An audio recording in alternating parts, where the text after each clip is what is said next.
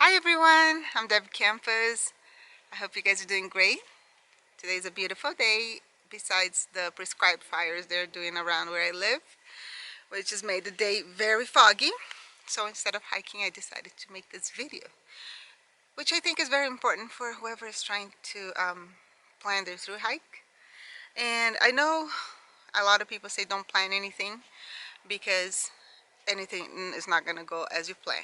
And I agree, but I also like guidelines. I like knowing what, at least what to expect a little bit. It's just my nature and just how I am. And maybe a through hike will change that in me.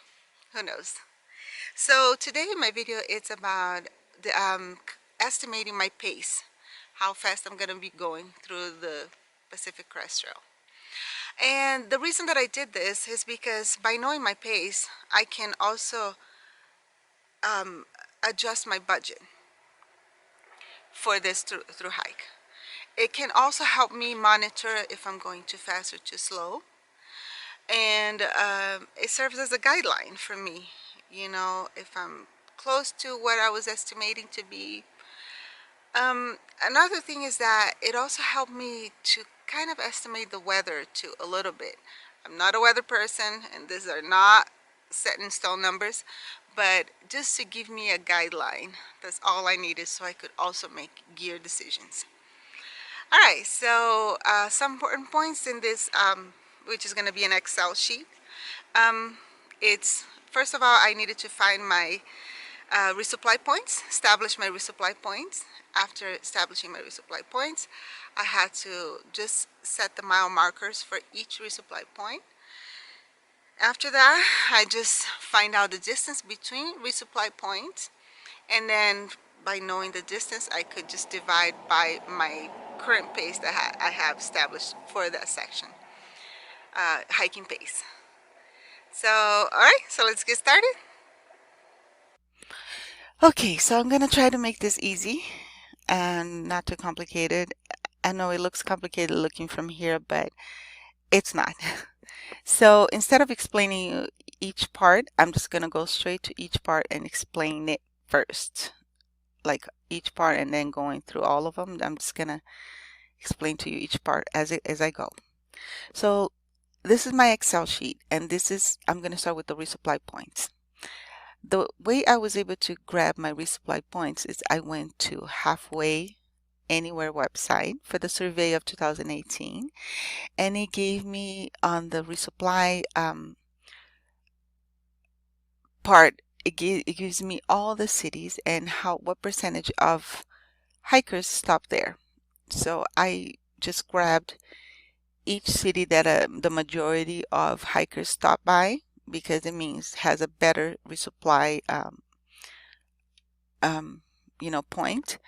And then I just went through here, Sierra, and then going down Northern California, Oregon, and Washington. I picked all the places that I was going to go through, and I just put on my resupply point. The little cities in red, don't worry about it. This is like my own way of knowing that these cities right here are the ones that I have to hitch into. They're not on the trail. Okay, so I have my resupply points. Now I'm gonna find the mile mark for each resupply point. So I went to the PCTmap.net. I'm gonna put the URLs in my description, and let me show you. This is the page, and then you go right here where it says PCT overview 2 pages. Click on this, and then it gives me the map of resupplies and mailing for the entire California, Oregon, and Washington. It starts with California. So if you see right here, starting in Campo, it's mile 0.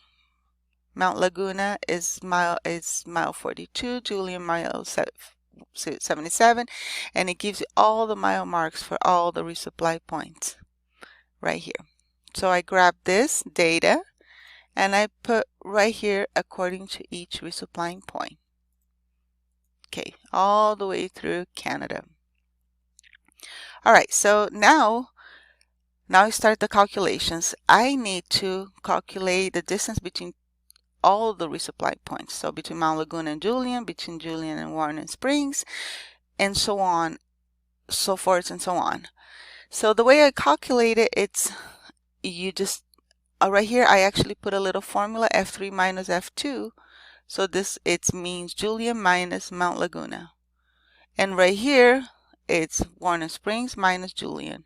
So it gives me, this is the distance between Julian and Mount Laguna. This right here is the distance between Warren Springs and Julian. This is the distance between Idlewild and Warren Springs, and so on, so forth, so on, all the way to Canada. Okay, once I have my distance calculated, now I'm gonna be very honest with myself and just start setting up my speed, my pace. So for the first between Campo and Mount Laguna, I have set myself to go 10 miles a day because this is what I can do now. This I know that when I start, I'll be able to do 10 miles a day. And this is what my training is focused to starting with 10 miles a day. So once I get to Mount Laguna, I will have about 4 or 5 days already hiking, 4 days hiking. So starting in Julian, I will, starting from Mount Laguna to Julian, I will increase my speed to 15 miles a day. And it's going to stay like that all the way to Wrightwood. Between Julian and Wrightwood, my mileage is going to be 15 miles a day. And then once I'm done with Wrightwood, I will increase my mileage to 20 miles a day all the way through Kennedy Meadows right here. So see, it gives me how my pace is gonna be. Then from Kennedy Meadows to Bishop, it's gonna go down to 50 miles a day because we have Kearsarge Pass and Forester Pass. And then from Mammoth, coming back from Bishop to Mammoth and to all the way to Kennedy Meadows North, my mileage is going to go low to 12 miles a day. Then hopefully after Kennedy Meadows, which is Yosemite, I will be able to increase my mileage again back to 20 miles a day to get to South Lake Tahoe. And once I get to South Lake Tahoe throughout Northern California, I will aim for 25 miles a day through Northern California. And then increasing to 30 miles a day through Oregon, and going back down to 25 miles a day in Washington just because the terrain is a little more difficult. All right, so now I have set my pace between resupply points. Now what I'm going to do is just figure out how many days it takes me between resupply points. So, which is very simple. It's just the distance between the two resupply points divided by the mileage that I'm going to be doing a day, and it gives me here the total days to get to Campo. Right here, 35 miles between Julian and Mount Laguna, going 15 miles a day. It'll take me 2 days. Right here, Warren Springs is 32 miles between Warren Springs and Julian, going 50 miles a day. It takes me 2 days. And just keep going. So basically, this right here is a formula here, which is this divided by this. It gives me the days that it's going to take me. This divided by this gives me the days. See right here? The formula just changed. All right. So now that I'm able to figure out how many days it will take me to get between resupply points, this is also very helpful for knowing how much food I buy on each resupply point. And it's effortless. I just look at my Excel that I'm going to have on my phone, and I'll be able to look. Of course, if I see that I'm going slower, I have to readjust. And if I see that I'm going faster, I can also readjust. But I doubt it. Knowing myself and being able to watch carefully a lot of YouTubers. This seems to be, for women, this seems to be an average of the pace that it takes them. Well, let's go here to 0 days. So right here, actually, one is not a 0 day, it's a Nero, but one means Nero, two means 0, three means 00.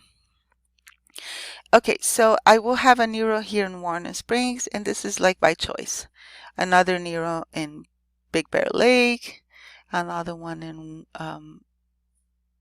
Idlewild, Big Bear Lake, Wrightwood, and I am giving myself all these Neros because I know I need a little rest, especially in the beginning. So forth, so on. Right here in Bishop, I'm giving myself a 00 just because I know, I'm sorry, Bishop is going to be 10, and in Mammoth a 00. So I can rest well to tackle all these passes right here, which are going to be the most difficult part. And then going back all the way, so I intend to have approximately 21 non-trail days with 0 miles. And then right here, days hiked, I'm going to be hiking at 130 days, taking 121 days. I know you'll say probably that, oh no, this is too fast. I doubt it. Yeah, it's true. But it's just a guideline for me. And as long as I have this, I can actually keep an eye on my pace and know if I need to speed up a little bit, if I can slow down, if I can take an extra day, if I can, not take that day because I'm running too late. All right. And right here, so after going through all these columns, I go right here on the date. I'm not starting on the 15th. This is just a made up date. So all I have to do now is just put my date plus my days hiked, and it gives me the second date in Mount Laguna. So E2 plus I3, which is this one, plus this one, it gives me the date that I'm going to be in Mount Laguna. And then for Julian is Mount Laguna plus the dates to get to Julian, gives me the date that I will be in Julian. Right here is my formula. And so on and so forth. So if I change this date, it'll adjust automatically all the other dates. Okay, so same thing here. I wanted to also have as a day, the day of my hiking trip. So this is day 1st, day 4th, day 6th, day 8, day 14th, day 21, the days that I'm going to be getting on the resupply points. You don't need to, it's just, this is another formula here, which is just adding this plus the days hiked, or if there's a 0 day, and it gives me a total on the next resupply date. Kind of like the date, but in number, not a date. Okay, and then right here it's telling me how many days will take me to get through the desert section, which is all these right here added. And if you see it, actually right here on the bottom where it says sum, it's 46 days. It's all the days hiked plus 0 days all the way through Lake Isabella. Same thing here, all the starting Kennedy Meadows all the way through Kennedy Meadows North. It will give me right here 34 days. So I can just put it here, which is this formula right here. It's adding these two columns together, and so forth, so on, right here. And this right here is just my calculations. The desert is 702 miles. The Sierras, it's 390 miles. Northern California is 626 miles long. Oregon, it's 510 miles long, and Washington is 424 miles long. So this is how I was able to figure out my pace. So that's it, guys. This is pretty much how I decided to put a guideline for my pacing. That way I can keep track of my how fast or how slow I'm going through the PCT. I also will recommend you to watch my next video, which is going to be how using this pace estimation, how I was able to also estimate a little bit of the weather, what to expect a little bit of the weather on the PCT while I'm through hiking. Alright, I will see you guys later in the next video. And if you have any questions, please leave it in the comment section below. Oh, one more thing, one more question.